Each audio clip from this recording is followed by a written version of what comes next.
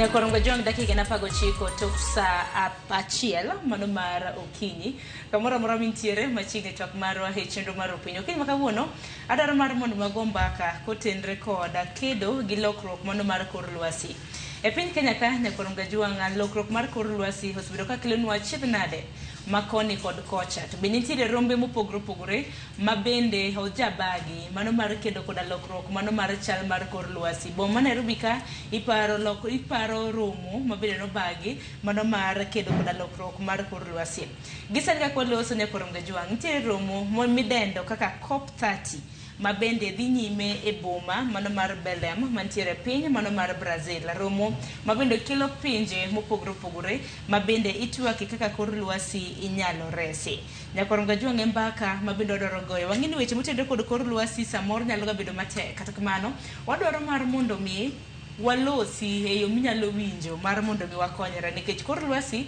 en gino mabende osebedo ka kelonwa achiedh nade makoni kod kocha okinyi makawuono antiere gi Jacob Olonde mabende en jatije mar ICAS Institute. ICAS ong'ere kaka Environmental Capacity and Sustainability Institute. Olonde rakini machiegni nyalo mana kawo thuolo mar moso Nyikwaromogi. Oyawre uru Nyikwaromogi kaka osewachi nyinga en Jacob Olonde. Aya kamoro ni Migori, Suna East, gweng' mar Ngege. An ja weche mag alwora, environmentalist. Tatiyo Nairobi kaka kwa sewachino. Koro kiny makawuono ageno ni wadhi yudo twak maber. Mondo wasom kendo mondo wapuonjre weche madhi mbele e tung piny to gi kaka wanyalo tiyo e gwengewa mondo wambe mondo wakonyre e weche mag alwora. Tang'eni Jacob obro bedo kwalero ni Nyikwaromogi jwang ni COP30 ni en ang'o romo mabende dhi nyime piny Brazil romo kama Nyakwaromogi jwang en romo mabende biro bedo ka dhi nyime kuom thuolo mar ndalo 11 romo manochakore chieng' wuok tich mar jumani chieng' tarik 10 biro bedo ka dhi nyime nyaka chieng' tarik 21 mar dwe mabende wantiere ni dwe mano mar 11 aparo ni Olonde wachaka na kotenre koda kedo gi lokruok mar kor lwasi ere kaka oganda ma pacho ka nyalo kedo gi lokruok mar kor lwasi kwachak mana gi kanyo kapok wadhi romo mar COP30 mabende biro bedo kwalero negi ni en romo machal nade okelo pinje mage thor wach ma higa ni en mane e kinde mamoko. Erokamano gima duong' monego be nitimo in climate change wacho ni thinking globally but acting locally. Ni climate change or weche mag kor lwasi en wach mar piny mangima lakini sama chandruok okelo chandruok to kelo chandruok ne in iwuon kamidake no e odi kanyo ibiro bedo ka ifeel impact mar weche mag kor lwasi koro gima inyalo tim kaka jopiny kaka gwengewa kata mane Kenya kata mane counties en ni ji nyaka kor wuog oko mondo oti ng'ato tim gima nyalo waseneno initiatives ma osebedo ka timore kaka pidho yiende waseneno initiatives kaka water management weche mag pi waseneno initiatives kaka osuptende gero manyien mondo okony jopiny e weche mag thieth nikech nitie tuoche moko mosebedo ka biro nikech weche mag liet mosemedore e kor lwasi nitiere kaka weche mag pi osebiro nikech liet pi osebedo chandruok e gwenge nikech weche mag kor lwasi waseyudo chandruok gi barabara nikech koth ng'eny waseyudo chandruok gi weche mag somo nikech nyithindo ok nyal dhi skul ka koth chwe waseyudo shida ahinya gi weche mag nyithindo manyiri gi mine ma chandruok ka wuok gidhi omo pi to nyithindo manyiri moko be no ka samoro nyuomo kapod ikgi tindo nikech pesa ma gidhigo skul onge to bende samoro skul bor samoro bende yo midhigo skul bende rach koro ino ka samoro chandruok gi miyo chuno jogewa mondo koro wuog oko mondo ng'ato mak kama nyalo mako mondo wanywak ne wach mag shida ma wayudo kaluwore gi weche mag kor lwasi. Ahinya kotendore kod weche mag kor lwasi onyalo mana nyiso Nyikwaromogi jwang ni kor lwasi gin achiedh nade mage mabende osebedo ka kelonwa e kind thuolo mwasekalo wasebedo ka neno ngaji oro mopogore kata mana drought mabende osebedo ka kwako gwenge mopogore nyaka gwenge magwa mago makaluo sani piny Kenya wakedo koda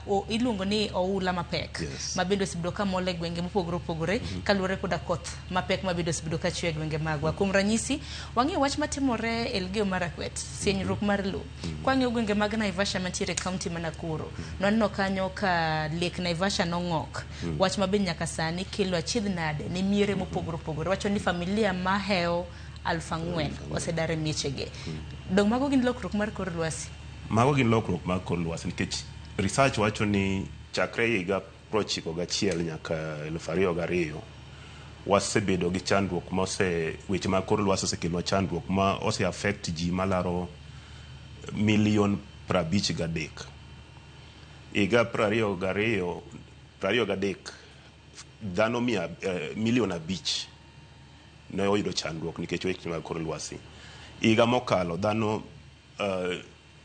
500,000 sani kene neno ka wang'ang'ana gi wach mag Lake Naivasha ma jomoko wacho ni it's just normal but obindo wacho Lake Naivasha wanyalo wacho ni samoro aora ong'e ndache pi bende ong'e kama noyae koro samoro no ka ji donjo nikech weche mag lo ji donjo nyaka kama ok onego bed ni gidonje koro ka pi duogo to pi duogo kama ne entie chon to weche mag Elgeyo Marakwet lit kabisa nikech ka samoro nindo wisedak kanyo higni onyuoli kanyo kwaruno ik kanyo tichiewe yudo ka kendo koro weche olokore nang'o nikech koth chwe mokalo tong' samoro no ka drought horo biro ma ji nong'eyo chon ni January chon kono dongo nong'e ni January kiyawo skul tikongi doyo kokidhi skul ma samoro itieko even 2 weeks kapok idhi e skul to sani winjo ni ji komo February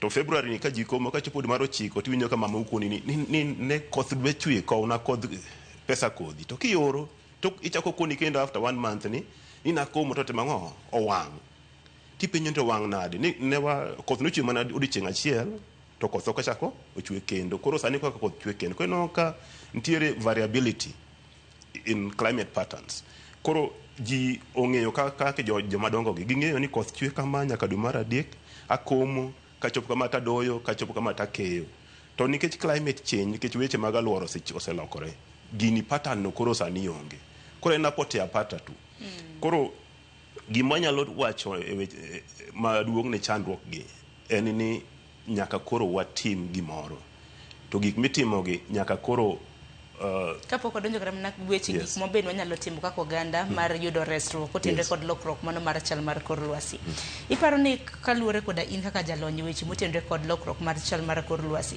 iparo nang'o mene gik makamago tinde timore king'eyo kata mana kaka koth ji nong'iyo ni nitiere dweche mwantiere gi short rains wacho ni koth machwe matin gi koth machwe kuom thuolo maming'a mago long rains bende nwantiere koda kaka nyaka sani nitiere kaka oche pong' mamuom nam pong' mamuom makelo rochruok mag mwandu iparo ni en ang'o moko osebedo katimore lokruok mane mantiere ka koso nitiere activities ma oganda timo manok tim lokruok osebiro nikech king'iyo historical progression kaka climate change osebedo kalokore wawacho ni base year chakre 1991 to be kapok ochopo 91 igni machon inyalo ng'iyo kata kaka ne ji puro ne nakwero mane ng'ato dhigo to puro gi lwete to kom chiek to cham chieka chieka then we move to dhok koro ji ochako pur gi dhok kamano ji owuok e dhok ji odhi e tingni koro ka tingni ji owuok e ndiga transport ji odonje e pikipiki ji owuok e pikipiki ji odhi e geche koro wasebedo ka geche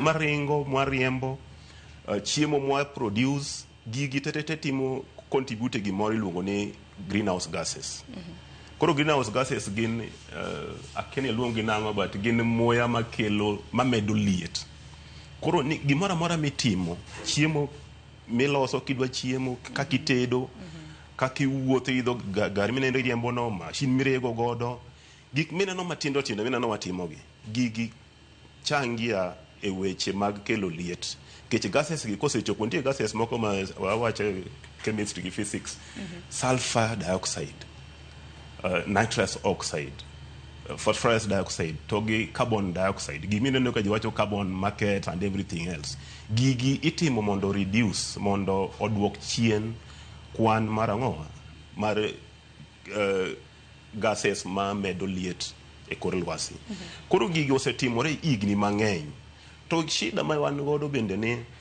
ka gigi diere mane wan pod wanindo pod wawuotho duk kendo diere mane pod wan that wakeyo to wachiemo nitie jombere jowazunge gin gima ginose dhi magi produce magi gedo magi tieko to diere mane gitimo gigo gin ne ok ging'eyo ni mbele ka chandruok dhi wuok koro wan shida ma wayudo sani wayudo shida no nikech gine mane gitimo ng'owa ne gidongre mbele wa koro ok ni wachandre nikech gima wasetimo wan contribution wa marwa tin kabisa makoro pinje molony makelo midhiero mopogore pinje molony emano okelo midhiero ka gin ne ging'iyo dongruok wach mar kor lwasi ne ok gipar koro mane mino ka koro sani osekelo nwa chandruok ma koro wacho ni thinking global nikech climate change is transboundary en onge mpaka ng'ani koponi ng'ado yien ka tiwacho ni samoro ng'ado yien Kisumu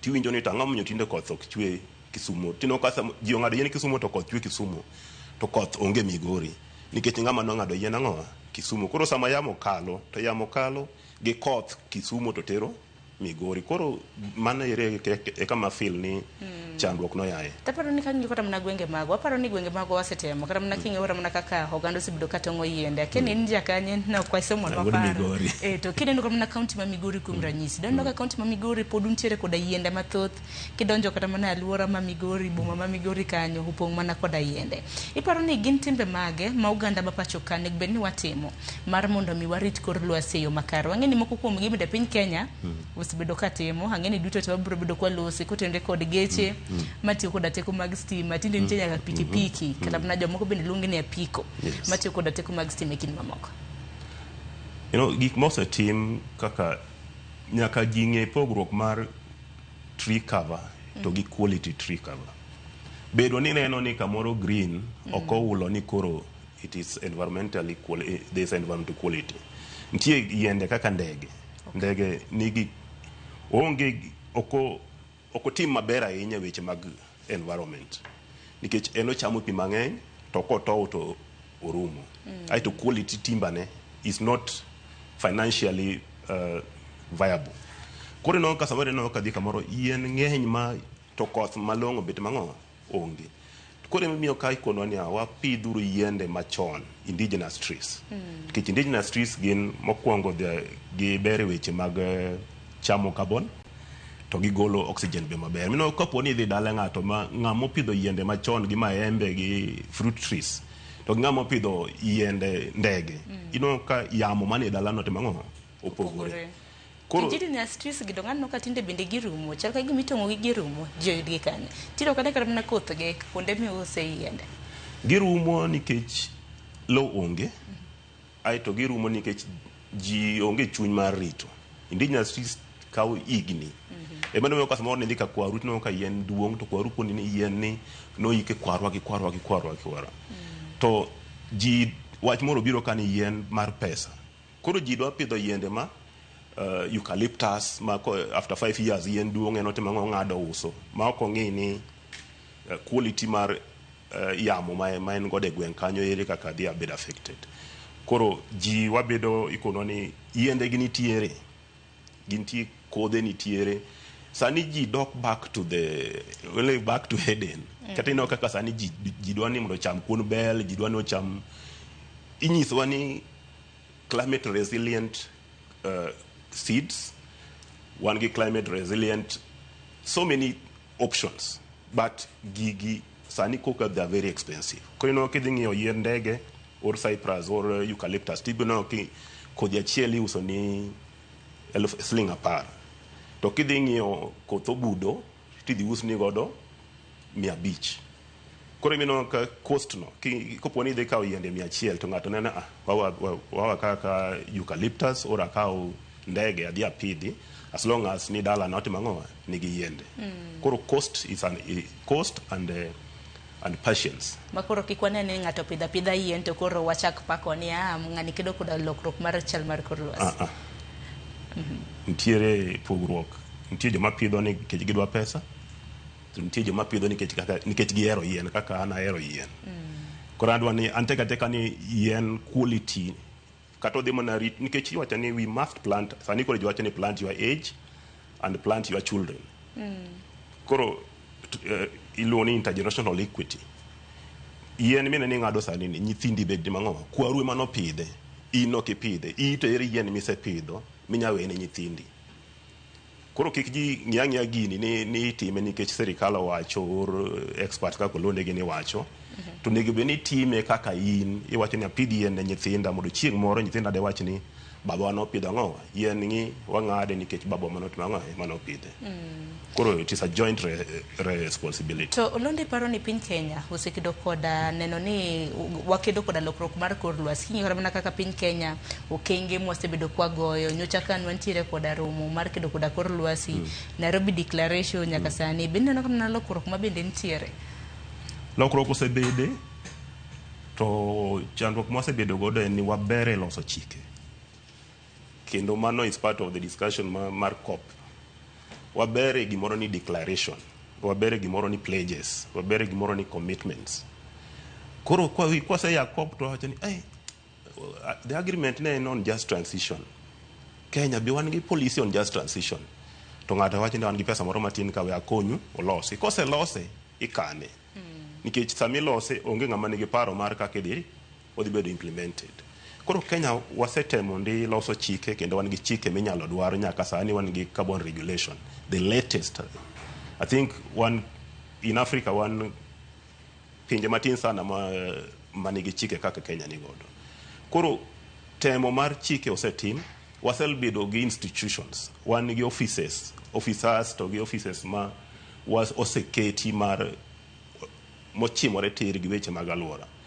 Wasebedo kendo gi financing, serikal kata counties osetemo maber mar keto tenge pesa mar ochikore gi weche mag alwora. To shida en implementation. Keto gi chik okoromo timo. Kiwacho ni idhi set aside 2% of your county revenue. To pesa ni be isekete. Ka serikal owacho ni our NDC nationally determined contribution dwaro around 650 billion by 2030. To serikal wacho ni 15% dia serikal. Penjo ni serikal bino seketo 15% no. Sama manyo pesa kuom donors go osiepe wa oko. Penjo en ni be wan gi pesa wa mwaseketo tenge ni pesa ni benitie. Koro moving from pledges, commitments and commitments and everything to action. No negbeni koro wang'iyo timo. Koro Kenya to anyalo wacho ni kada kidie gwengo waneno kaka projects moko kaka FLOCA, financing locally led climate action. Osetimo maber, lakini wanongo ni ntiere tungni moko mapod tindo. To en mani koro wacho ni it is a project no en mar iluongo nango en project mitemogo. Koro puonjruok mwadhi yudo kuom FLOCA nyalo miyo watim maber mbele ka koluwore gi weche mag alwora e gwengewa. Mana kaka iwacho ni rombe ka romo, iwacho ni rombe ka rombe mabendo sekadho mago mag lokruok mar kor lwasi pinje mopogore opogore waber e loso chike. Te mane chike kolosi gin chike makare kata mane neno kata mana komombe indiketo, omendiketo kanyo to en mana ni bendi tiyo godo yo makare. Wang'e nitiere weche motenore kod mibadhi ma bende samoro no hinga ne pinje mopogore opogore. Nikech sani ka koro wadaro loso kotenore kod COP 30. Non tiere koda COP 29 ma bende norumo mane dwe ma bende wantiere ni higa mokalo manotimore e piny mano mar Azerbaijan.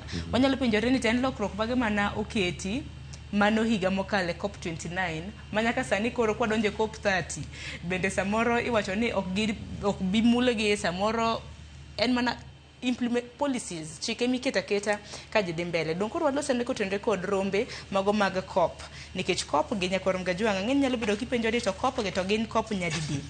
COP gi nochako kanyo chien, aparo ni romo mokwongo mano mar COP nochako kanyo e piny mano mar Germany nyakorom Gajwang' ka nyaka sani koro watime COP 30. Wacho ni COP 1 nochako piny mano mar Germany higni buora mosekadho.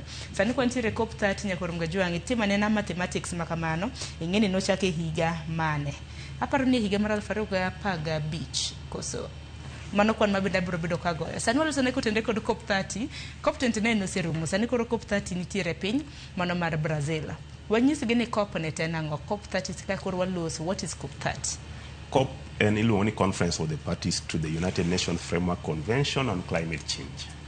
Riwruok mar piny mangima e weche mag alwora.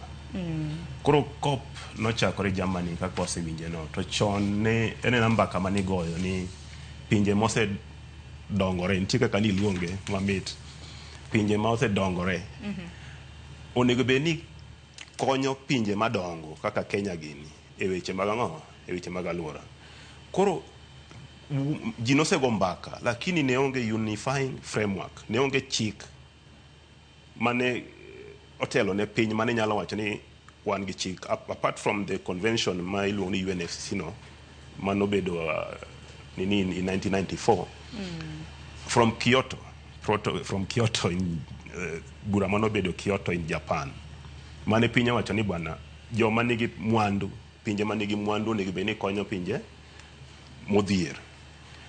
To shida manowuok ni pinje moko kaka Amerika gini nodagi sign gino, giwacho ni wan gima dhi tang'wa medo dongo kwatimo ang'o, ok wakete sei. To pinje moko to noyie. Koro wasebedo gi chandruok ni there was lack of commitment. Ji yie to ji dhi. Koro ji osewewe ma koro wachopo 2015 the Paris Agreement. Koro Paris Agreement no introduce gimoro maber, wacho niya, yes, pinje mag mosedongruok oseyie ni gin gi responsibility under Article 4.4 of the UNFCCC. Koro Article 4.4 okelo nyaka Article 9.1 under the Paris Agreement. 9.1 wacho niya, nitiere principle moro mobedo introduce in Article 9.1 in the Paris Agreement, wacho ni CBDR-RC, common but differentiated responsibilities and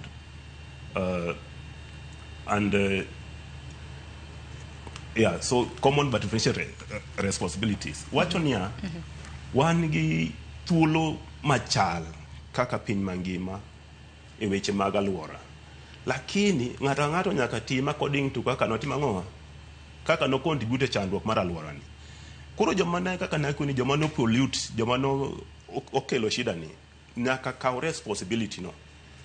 To ne gichak introduce gimoro in the Paris Agreement miwacho ni NDCs. Ni koro apart from ni wan gi chik ma guide kaka ji tiye weche mag alwora gi, nitie joma nigi higher responsibility. To higher responsibility ni itimi according to your own commitment. Koro himi wacho ni ato to in the next 5 years and my pesa madhi golo towards climate action.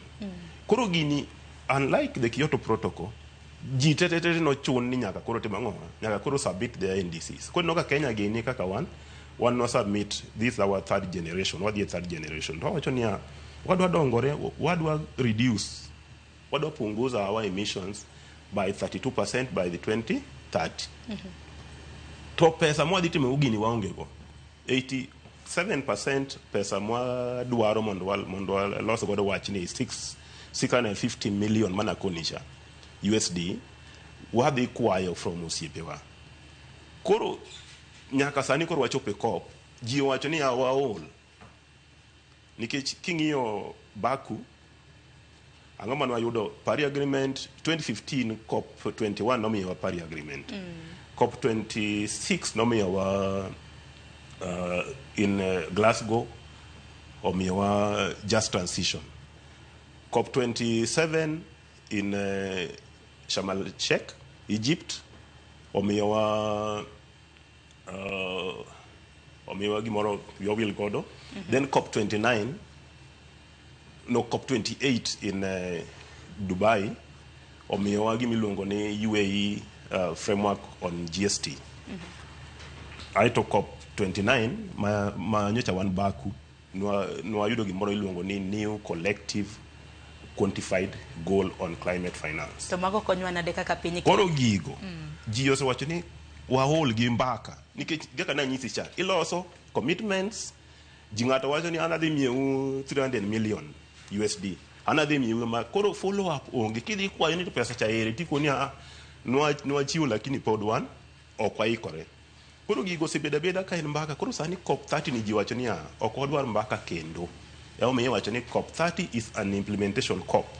En COP ma koro ji ng'iyo ni koro to wadhi tiyo nang'o, ere kaka wadhiro wadhi achieve commitments mosebedo gogi. Mana kaka ni wacho ni nitiere kaka pinje mane osedongore e kinde ma bende pinje kaka wan gini wacho ni pinje mane osedongore nyaka sani bende no ka gintiere koda kembe madongo dongo to kembe ka nitiere maloso mwandu mopogore opogore nitiere mission mago mag gases e yamo ma bende osebedo kama kaka kilo lila mago mag aluora be yamo ma samoro wagamo nyaka e continent marwa mago mag pinje mago mag Afrika ywak osebedo kinde mosekalo ni nitiere kana kaka jotend pinje mosedongore gi bende samoro gine ma kaka ni wacho ni moko kuomgi ok dwar mar mondo mi ochop e romo makamagi kata ni implementation ok gitime yo makare nikech kana somo wach motenre kod COP30 ne daro ng'eyo ni gin pinje di ma bende biro bedo ka dhi e romo makamano wacho ni machiegni ne pinje 200 biro bedo ka dhi kata kamano nano ka piny mano mar Amerika iwacho ni ok gibedo ka gidhi e romo makamaendi to piny mar Amerika bende wang'e en achiel kuom pinje modongore wacho ni ochumi mage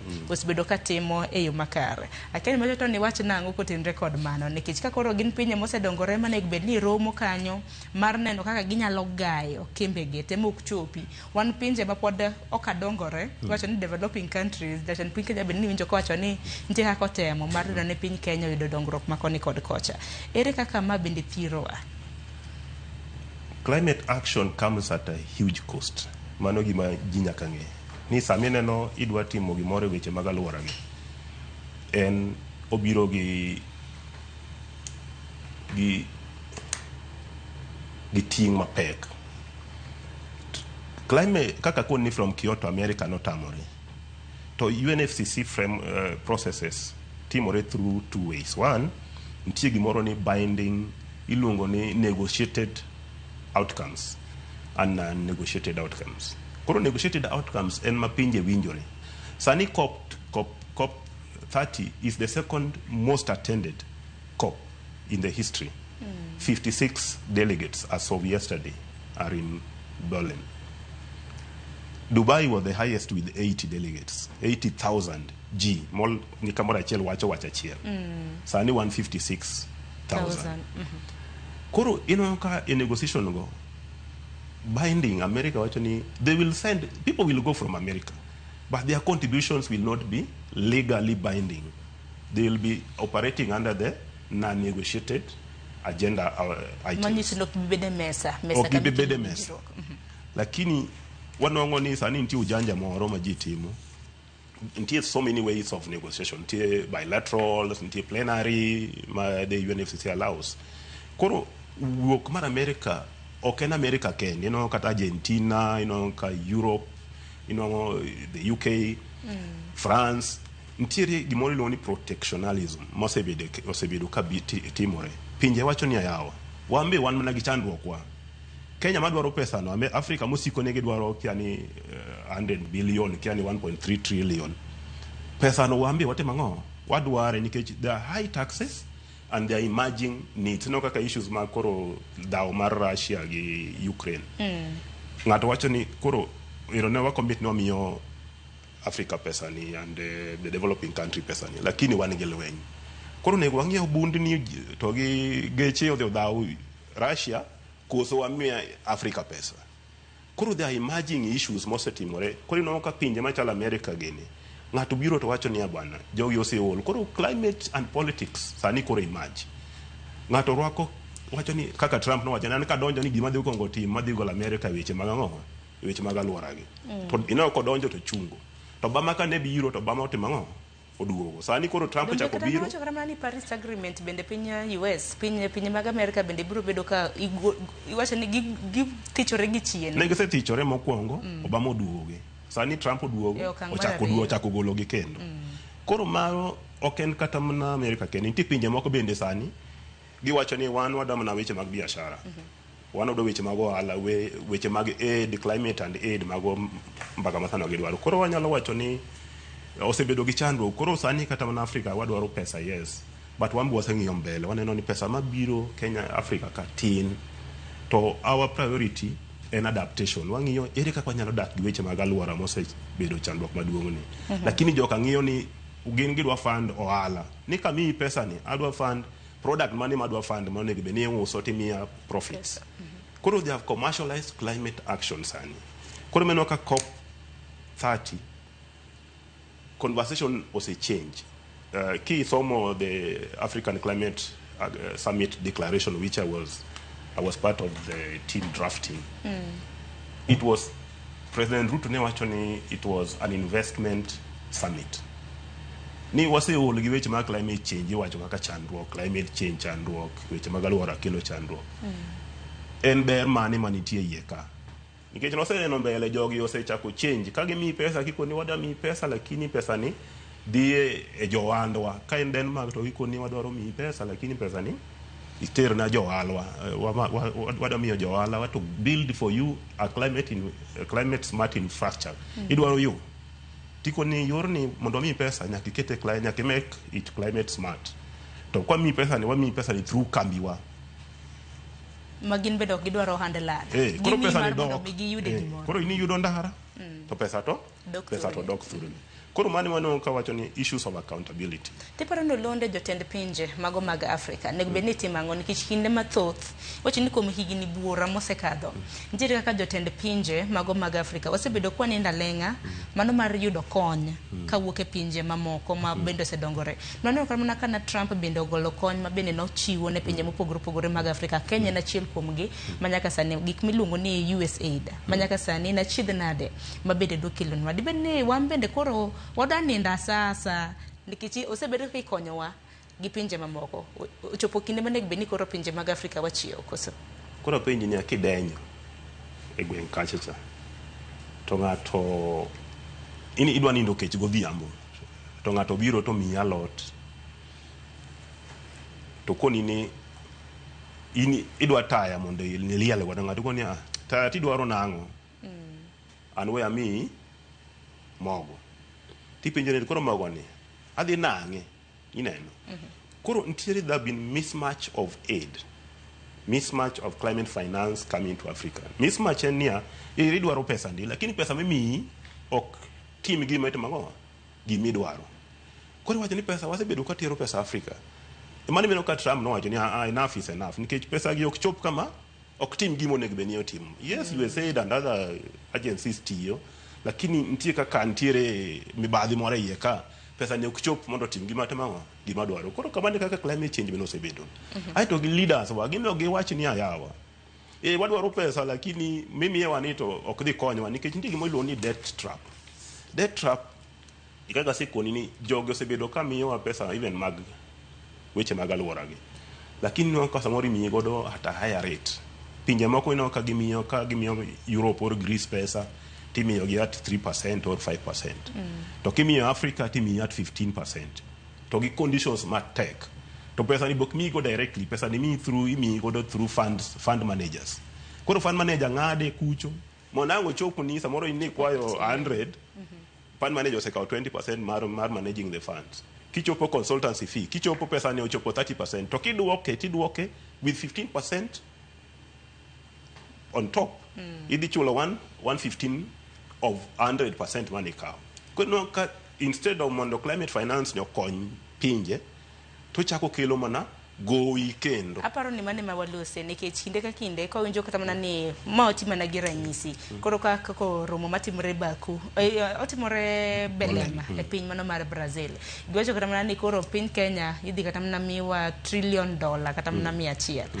Ngeno gana nyalo ka paro ni en pesa mimi miya pinje mar mondo mi dongre godo karen ga mana gui. Ntie conditions attached. Koro mane mino ka wasebedo President Ruto and the African leaders osebedo ka yuare record gi ni ka in aid to bed aid to ka in climate finance onego be ni poge gi aid kech climate finance en responsibility under the CBDR article 9.1 mana wachocha en wawacho ni legal and ethical responsibility. Ethical ni nitimo in mani kelo shida ni ket pesa mondo atimango mondo wanywak ne wachni. Legal ni ine mani sign commitment ni idhi timango idhi contribute team kaka ni timango kaka ni iwacho to jogo ok dwa winjo mbaka no gidhi mana kona koro no ka emo wacho ni sani koro in Belem mbaka sani koro jo Africa and Asia wacho ni developing countries wacho ni nyaka koro jidog back to implementation, no more pledges, no more commitments, penjo midhi wacho ni wacho ni dhi miyowa 1.7 like from the last COP developing countries now mobilized negi wacho ni they are mobilized 700 billion USD. Pesa ni kanye daginyiso ni pesa ni gise yudo adi to gise golo adi to gigole gitere kanye ka en Kenya otima ang'o. Koro mane kama koro kendo maka koro ochimore godo nikech our priorities kaka Africa and capacity issues of capacity building, financing, matching finance, debt free financing to giweche mag iluongo ni indigenous, the issues of rights nikech climate change action is a right, environmental benefits is a right, but I was reading an article, research article, interior some proposed agenda item. Actually, just one around 8 agenda items in BLM. One, global goal on adaptation. Ni kaka wacho ni priority mar Africa in adaptation. Koro one goal on adaptation. To conversation moved away from pesadima mar adaptation to jichako wacho weche mag monitoring frameworks, tools ere kaka wadhiri gine. Koro jiwacho ni from this COP weche go onego koro rum. Second agenda iluongo ni loss and damage. Loss and damage ne yaneno ka the presenter mane Guinea Gazette cha wacho ni in Marakwet, the loss of lives, the loss of livestock, marka drought obiro. Or initially no address climate change through adaptation and mitigation, but wafwenyo niya ka ng'ato tho ki lose your livestock through drought, pesa ng'ama dhi konyo, ng'ama dhi chulo gigi. Koro loss and damage coming as a result of climate change. Koro agenda item ni jogi no promise pesa to the loss and damage finance facility. Ere pesa no oseketi. Number 3 is just transition. Just transition no wacho niya wasebedo kwa tiyo gi mo, oil, fuel, more lil ema kelo shida mag weche mag alwora gi. Onego koro geo shift from dirty to clean energy sources, renewable energy sources, clean cars, the electric cars mani wacho cha, and electric mobility. Koro jiwacho niya samine ni move ni ki wacho ni chakre kawuono okadwa ni mondo geche mag fossil fuels inge darani. Idhi penjori niya engineers maloso geche machon gi gito gidhi kanye, workers rights, industries wacho ni ka okinyal adopt electric production close jotije go dhi kanye. So one issues of workers rights, one issues of cost of transition. Manu discussion. Number 4 very fast is the EU declaration of GIST. GIST is the global stocktake. Nuatimo stocktake in Dubai, the first generation. Kori wacho niya nwang'yo ni wan kanye. Koro conversation maka wacho ni implementing the outcomes of the global stocktake. Ang'ama watime weche mag report no. Number 5 is technology implementation program. Wasebedo ni Africa I think ni shida mag technology. You innovate ka, you are a good boy, innovate to people you going come to Europe and showcase your innovation. Kichopo kucho ikoni now you are number 5. Please go back. We are going to give number 1 seed money. Kapodi podicha the company the issues registered Europe. In money they present cha you need to ogelweti no to come to watch nicho sebedo register. So issues of intellectual property rights biro as a result of technology implementation. Innovators should be allowed to register and own their innovation, not pass it to the people with money. Number 5 is the issue of climate finance, which is the key. Because talk about implementation. Ngatogo piny ni pesa to ni kanye. To pesa wana wase mbaka. Number 8 is one gigi mori lungo ni trade. Trade was a bit shida most from Europe. Nikech ngato wacho ni Europe wacho ni wana kadwar products mobedo produced through dirty fuels. Okodo products mobedo produced through an environmentally conscious means. Kuro introduce gimodlo ni CBAM, carbon border adjustment mechanism. Ni kuro sani kitero products Europe 24 moro mapor mifilo milero kaka ni produce. Kuro gigi to moro bentini lungo ni deforestation regulation magi kelo. Koro gigino ka samoro joma timo export to Europe bedo gi shida from Africa nikech chike gi okoro osefwenyo ni giwachi ni gitimo in the name of protecting their climate and environment to osefwenyo ni gitiyo gi gini mondo gineg godo weche mag ohala mawuok Africa kae. Koro mano be discussion mantiere gini. I thought the eighth one gi moro special need for Africa. Africa wacho ni wan gi shida mok wanya bedo ni weche wa iwache galamoro. Koro nego be ni weche wa iwacho kando. Koro Africa dwaro special platform ma which our special needs iwache. To shida mantie wache ni ka Africa ojitenga gi wache ni special need for African circumstances. We need special needs and special circumstances for Africa. Koro mage key agenda items ma iwacho sani e COP 30. To wasewacho ni it is an implementation COP. Koro gigi tete ng'iyo kaka koro ji dwa tiyo. Angin wadong gi matin ne dakika par mar mudo mwatiek twak makama kata kamana ngin nitiere moko kuom ote mabende habro bedo kakao. Sani kwa luso kutendre kod COP 30 mabende dhi mbele e piny mano mar Brazil e boma mano mar Belema. Kaluoro mo makamano mabende nochako chieng' wuok tich mano mar jumane. Kawuono en chieng' tarik 12 manyiso ni romo makamano kanochako chieng' tarik 10 kawuono en odiochieng' mar adek ka romo makamano dhi mbele. To odiochieng' manyoro naneno ka ng'anyo nitiere akego ni kinde ka kinde ka rombe makamagi obagi kata mana king'iyo COP 29 ng'i mar Dubai COP 28 ng'anyo mopogore opogore osebed kata mana kibago. Kana ng'iyo ng'anyo mano bago odiochieng' manyoro mano chieng' tich 2 e Brazil ne en ng'anyo ka bende oganda mopogore opogore gi ng'anyo mar mondo mi bunge one kaka inyalo tim arita makare bunge indigenous trees mabende ni wachocha mar mondo mi kik tong'. To bende wang'eni piny Brazil wantiere koda bungu maduong' kabisa mong'ere kaka Amazon rainforest. Amazon rainforest nang'eni nitiere e pinje mopogore opogore lakini kwana tamalo mathoth aparo ni 60 gi wiye nitiere piny mano mar Brazil. To indigenous trees mani wacho ni kelo muya maler, yamo maler mabende oganda ng'weyo. Also ne kotendre kod ng'anyo mopogore opogore nikech nagi ng'anyo ka gidwaro donjo kuma venue kata mana kuma romo makamano nitiere teno hinga mabende noketne gi kanyo. Mano tiende nang'o nyiso nang'o? Ng'anyo a COP is a way of civil society pushing for the people's voices. Nikech kisedhi e negotiation ana sedonjo Blue Badge sedonjo nyaka mesa flag. Ntie kaka jitimo giwo ntiere kora mang'eny sana.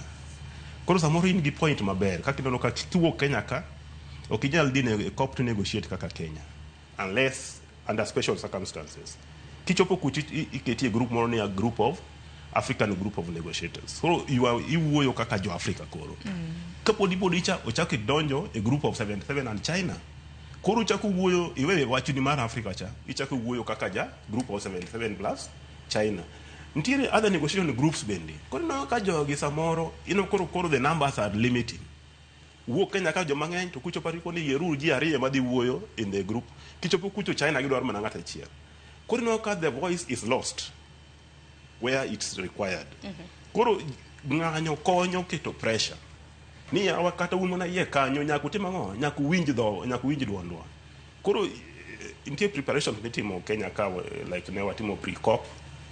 Civil society noloso weche magimbe gidwaro mondo odhio mondo bed di wache COP kocha. Lakini noka koro chopo mbele kucho to moko iwito oko nikech bilateral negotiations na ka samoro unwinjoru kaka technical experts to president biro to wacho ni bwana president dhi madhocha jomoko tipo ni bwana ng'eni Kenya makoro nyono Africa nyono wach ni okoro to biro to wacho ni bwana weru gi wacho no bwana iluwo ni give and take. Wawe uru ma mondo wayud ma. Koro civil society gomo no konyoga. Kono gini ya jopiny ni yoko ka rito remember Glasgow. Ji no storm the blue area. Civil society no the more kech ni kono gini oketi ji very far. You already know what was new. Even in Paris, Obama came the last minute. Civil society was a storm. Wajani okwabuo ka unge outcome. Because the jinaga gamba kama ji yuare and you know it's so boring. Full stop. But wajani China. Ene na yuarok makoni kod kwa taparo ni pinje madongo dongo giben man gidongrok mathoth giben ma yuare. Yeah, titi ngeni yangege jogwengu dwaro pi. Jogwengu dwaro kodhi. To ng'ato to podi yuare koma nikech ongeyo what that comma means. ito tik in you don't care, so pressure go konyo ga. To ticketing akini chiwo nade nikech bende ywak bende osebedo kata mana rombe mag kopo mosekadho ni wadwaro donjo e romo kama to nokomiwa otiko, nokomiwa green light. Mano bende walose nikech chal ka gima nitiere duonde kaka iwacho mag civil society, jogo gik ma bende osebedo ka kedo ne ratich oganda ma samoro ituono mar mondo mi kik migi otiko mar donjo e rombegi. Anto kanyo an gi paro ariyo kendo my friends know. Achiel ayuak ni joma organize wechegi nikech gimbe gitiyo gi gigo mondo ginyon godo duond mag pinje machalo kaka Kenya gi. Ituonou koro samoro imiyo blue badges, kech blue badge ne nyadi godo men dais and plenary. To samoro mi green badge ma ina oko kucho. Koro ng'ama ne beni donjo otuon. Koro ji ntiga ji tiyo gi kora moro. Iko ni dhigo kinyi aito kech samoro gi kieno londe en nga. Kech gi dhati keto to donjo. Koro ji sebedo katimore gini, lakini no ka kendo achaka wacho ni aseyo wang'iyo quality representation. Ok wang'iyo ji ng'iyo numbers ni watero dhano 500 kaka no samoro last cop no kelo weche mang'eny. No watero dhano 100. Oganda mathoth manuwuok. Lakini ng'iyo ni dhano 600, yere kaka dhano 600 dhi miyo pesa kuduogo. Ng'iyo numbers to kungi ji adi mane dhano 600 ema kopenj ni agenda mar Kenya en ang'o e cop ni. Ji adi manyalo nyisi. Koro wang'iyo quality versus quantity representation. Koro ko tuoni ba joka be samoro ol. In ise the cops adi kata mane these national meetings ni romo ngati train ka oya timo shopping. To kara no dhiero. To en director mane go beni Inyalo na paro ne en COP 28 mana timore piny Dubai, mana delegation mana piny Kenya otero. Nantiere wach ji wacho ni ketho pesa. Ji delegation dhi buora to kram na gima Kenya duogo godo samkram na agenda mana kaka iwacho. Samoro ng'ato dhi mana timo shopping kaka iwacho. Ng'ato nindo, iguro ng'ato ma in kanya ana nindo bwana, an gino boring, micho kaka giwacho nikech kanya cha duong', ichalo ng'ama dhi wuok kaka idhi Kayole, iwuotho gi tiende ng'ato wuotho dichiel diriyo, wacho ni an koro kadwaro, an waninda rit chieng' mawuok. Oro joma kono mana ka go picha.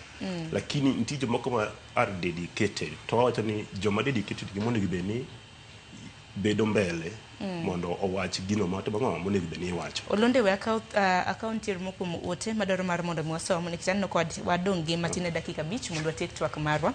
Nitiere ote mani oro Daniel Ongore wacho ni ang'o momiyo ni romo mag weche mag aluora timore mane pinje mosedongore tok e pinje mago mag Afrika.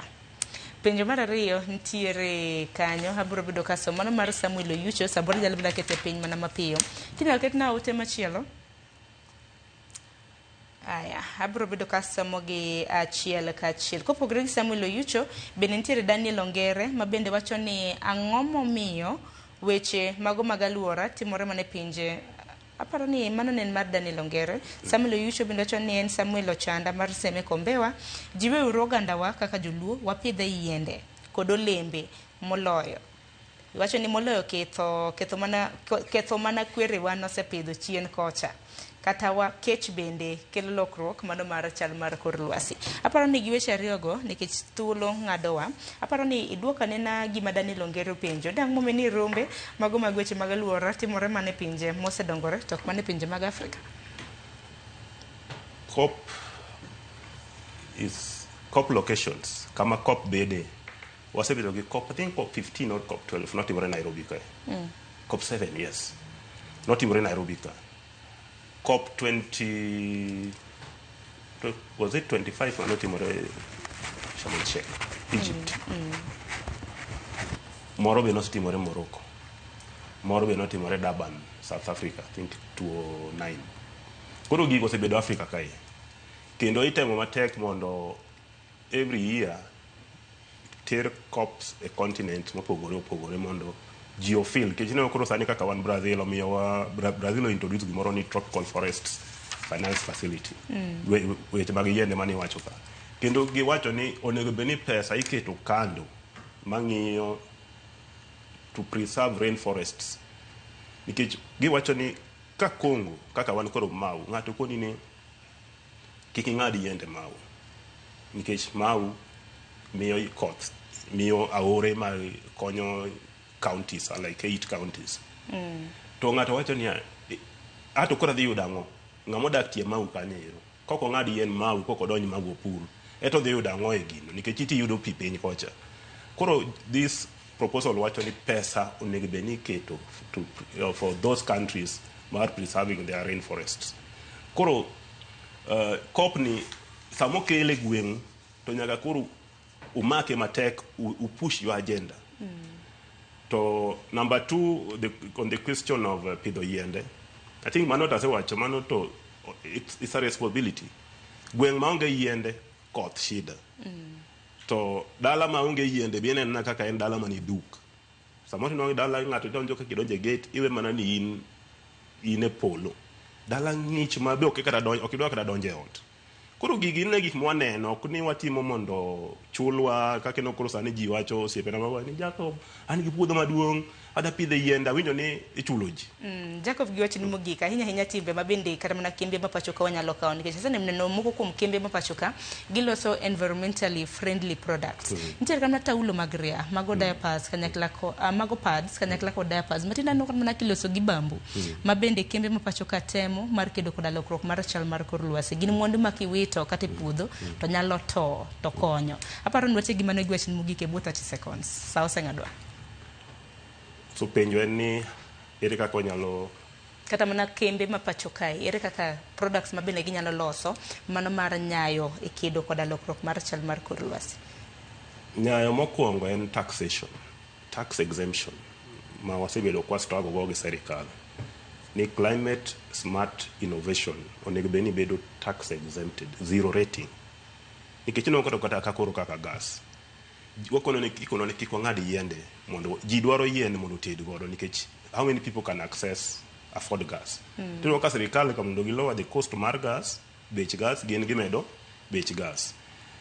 Cost of innovation can tie these biodegradable products, chemicals used to make these products giweche mamoko kembe ni tije matiyo kanyo ne bene gine ng'iyo ge yo machielo koluwore gi tax mondo wabedi gi kembe gi mang'eny nikech gini koro pro ji rely on imports.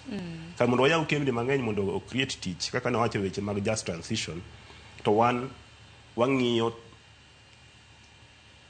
ni how much money are we making in the imports and not how many jobs are we creating locally. Kora na nyalo wacho ne serikal ni kata ka koro wago mbaka Belem and coming back wang'e ni to ere kaka watimo Kenya ka, how are we growing our climate smart industries and how nikech nitie gilo ni green industrialization, Africa Green Industrialization Initiative ere kaka gino wanyalo time mondo konyo Kenya ka without gagamba ka oko kochopo ka to koro tich tamoa. Erokamano ahinya Jacob kuom yudo thuolo mar biro twak okinyi makawuono. Ang'e en mbaka mabende pod obro bedo kwa goyo kinde ka kinde nikech lokruok e chal mar kor lwasi en gino mabende osebedo ka thiro oganda ahinya pacho ka pinje mag Afrika gi piny mangima. Kok manya kon ngajongi kanyo mana mapiyo Jacob bire mboka. Wiyo wil gi gimoro ng'eni ya mai kop mwadhiye ka baba ungi. To baba ng'eni mokelo weche mag climate change Kenya ka. From 2009 kan en prime minister office mano chak the first secretariat mar climate change emomiyo ka sani wanyalo go mbaka mar climate change. Tineno ka 2013 gimomiyo ne babo lose election ahinya ne nikech no lose votes mag Rift Valley nikech wach mau. So he's the first president mo lose elections apart from the Brazilian ex-president ma jo piny ogone kura against nikech ni wacho nikech misinformation lo ni climate misinformation. Ng'ato wacho ni koth ok yang'o yiende koth ya ipolo. So I'm really sorry and we wish Jacom a good rest. Erokamano ahinya. Nyakoro Ngajwang' dakika osekadho 12 tok saa 2 mar okinyi. Yiena mar mondo memake gi kanyo nwatwak kanyo gi Jacob Bulonde mabende njata tije mano mar ICAS Institute kotendre kod kedo gi lokruok mano mar chal mar kor lwasi. Yiena mar mondo memake gi kanyo kaka oyo matin nyawodoje lieta oseikore kod chenro mar tedo gi chiemo. Nyinga Sharon Ong'ao, oritur masane.